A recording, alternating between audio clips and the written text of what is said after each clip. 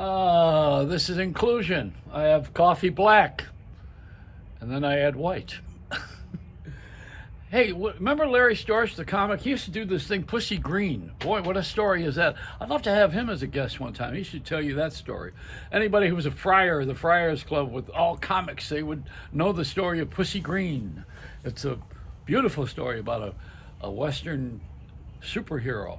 Anyway, moving along. It's the Ode to a Roach. Today I found a dead roach. In Florida, that's a very unusual thing because they avoid us and they know how to get away with everything. But you know what? I found a dead one today. And it was probably because I used too much Lysol around the house. They don't like any of this cleanliness. They say that roaches are dirty. They indicate dirt. And ants, we don't like them around our food. Some people get mad when I have the bird eating some of my cheesecake out of the pan when I'm cooking it. People get mad at everything when it comes to cleanliness, Yet what's behind the curtain is sometimes frightening. Chefs will tell you, even Julia Childs used to say, well, when you're making a crepe, there is the public side, which is the beautiful, smooth pancake silk look, and then there's the private side, which has all the flaws in it and the holes.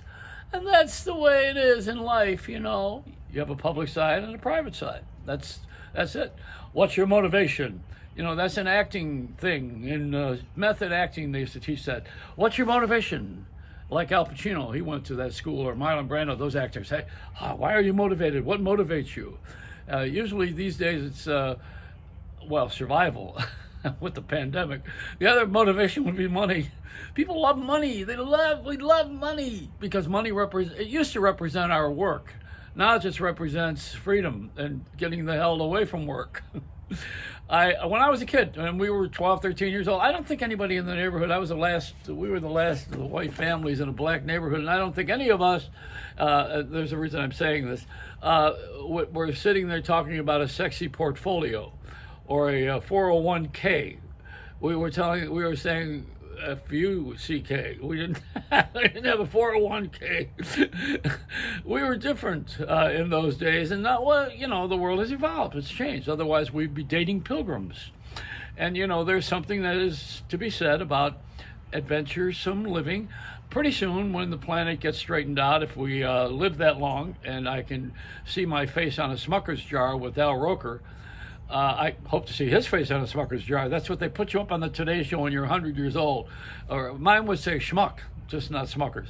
Anyhow, when we have this society that celebrates age and we clean the planet, what we've got to do is get away from the fossil fuels and the Arabs are going to hate us again if we do that. Everything is a balance, and what am I saying? I'm saying that we're moving into a time when we're going to have to get rid of some things and add some other things. And inclusion, they call it inclusion, with black people doing whatever they want to do,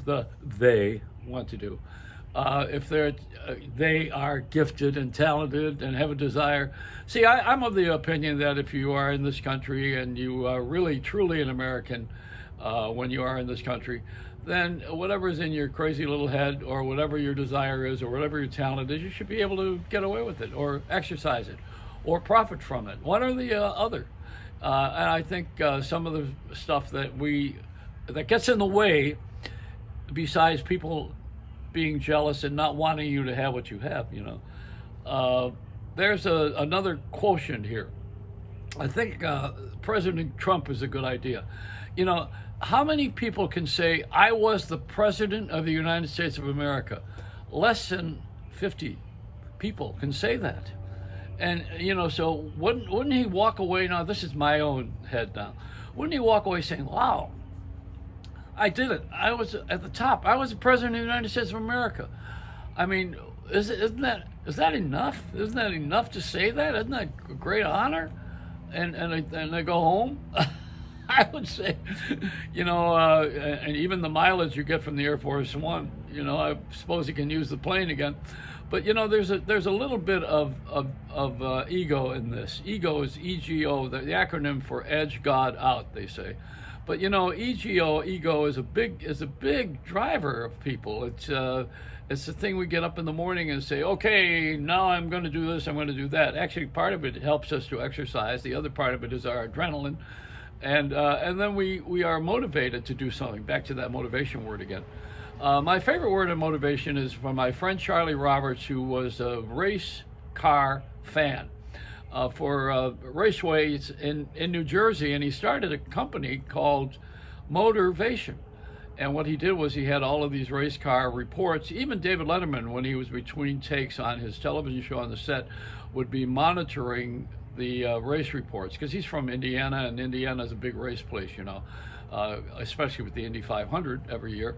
But you know, Charlie Roberts, CRAP was the name of his company, CRAP, Charlie Roberts Associates in Promotion. He started motivation. He had motivation. He was motivated.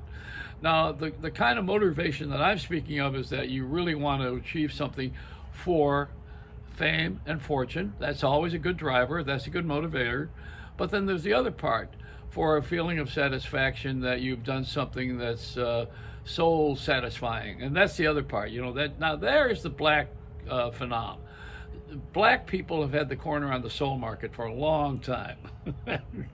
And we want to tap into the whites, Caucasians, we want to tap into that. I want soul. I used to drive hundreds of miles to see Otis Redding and James Brown for my music. That was their music. And when I became a disc jockey, we never cared about what color anybody was. It was how we danced, how the music went. And it wasn't even the hip hop era yet. We were still a little bit primitive with that. I loved my childhood and growing up with all of this music that we created that used to sing songs about what was wrong, a song about what's wrong. We were great at it and delicious, you know, like I would say that my favorite of them is War by Edwin Starr. And I used to work with him. When I was at 20th Century Fox, he was one of our artists, and he came to, I drove him to do his laundry. He had more laundry than anybody I ever met in my life. He had these expensive suits that had to be tailor-made, and they had to be given the best cleaning treatment ever. You know, you didn't throw it in the washer. But Edwin Starr, I liked that, and I loved his song. He got a little bit slighted because it was on Motown, and there were bigger stars like the Temps and the Tops and Stevie Wonder and Diana Ross. But he had this other thing, you know, he had this thing called War. What is it good for? Absolutely nothing. And he sang that during the Vietnam War. I always liked that. And then I liked Amen, The Impressions. I loved that. There were songs that were about, I wasn't so much Bob Dylan. I thought he was a whiner. And Joan Baez, a little bit too, she was too esoteric for me. You know, I wasn't at that high level. I was at the low level. I was on the street. I love the street. That's where you learn how to survive, and that's where you learn how to have fun. You laugh at things because you realize how ridiculous it is when you're all gussied up and dressed up and you've got everything that you ever wanted, and then you stand there and say, "Is that all there is?" That's another one of my favorites, Peggy Lee. Anyway, this is my musical journey today. I wanted to give you the Ode to a Roach. I saw a dead roach. That's how I began this whole thing, and now I'm going to have to bury one. I was in school at Bishop Timon High School, and I was sent to detention because I opened the classroom window, and because the Catholic Church had all these ceremonies, I performed a funeral for a bee that died on one of the flowers outside of the classroom window, and I was in detention for a week because of that. Well, I did borrow the priest's chasubles and the incense. You're not supposed to do that out of the chapel. Oh, I've done some other things that we don't want to talk about. It's the way it is. I mean, it's life. Have some fun. You know, I mean, get motivated. Thank you very much, Charlie Roberts. All right, let a smile be your umbrella, but don't get a mouthful of rain.